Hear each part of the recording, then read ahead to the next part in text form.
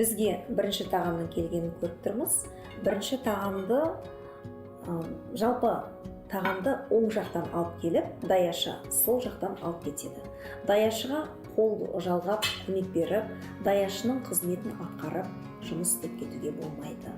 Бірінші тағамды қалай жейміз? Ас қасықпенен. Бұл жерде біз не көріп тұрмыз? Бұл жерде кеспе. Тағамды қалай ойлайсыздар? Сырттан ішке қарай ала ма, іштен сыртқа қарай ала ма, оңнан солға ма, әлде солдан оңға ма? Тағамды біз іштен сыртқа қарай алып ішеміз. Бірақ ең басты ережесі ыдысымызда мынадай дыбыстары шықпау керек. Тағамды ішкен кезде қасықты сағат 3-тің бағытында ұстасақ та болады, сағат 12-нің бағытында. Бұл жерде егер ішінде осындай кесілген көкөніс, еттер бар болатын болса, онда сағат 3-тің бағытында ұстаймыз. Егер бұл суп пюре болатын болса, 12-нің бағытында. Бірақ этикет дегеніміз логика. Осы нәрселерді шатыстырмай, бірден дұрыс пайдалану үшін біз сағат 2-нің бағытына ұстайтын болса, еш уақытта қателеспейміз. Бірінші ас ішкендегі ереже еш уақытта тамаққа қарай еңкейіп, былай ас ішуімізге болмайды.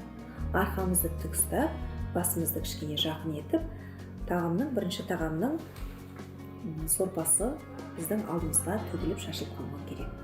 Тек қана демеп қана ұстап, біз жақын отырып ішеміз. Асымызды ішіп болған соң, даяшы біздің асымызды сол жағымыздан алып кетеді.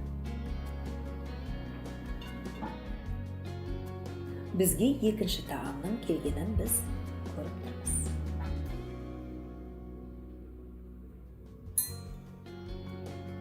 Екінші тағамда біз тауық етін көріп тұрмыз және көкөністер.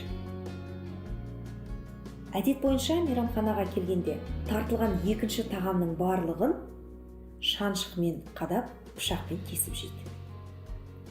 Пышақпен кесіп жейтін үш-ақ тағамның түрі бар.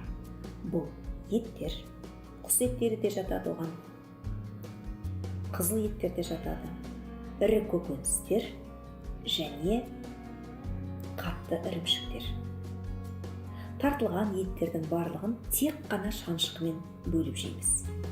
Өзіңізге жақын орналасқан жерден алып, аузыңызға сиятындай етіп алып жейсіз. Көкөністі де дәл солай жасаймыз.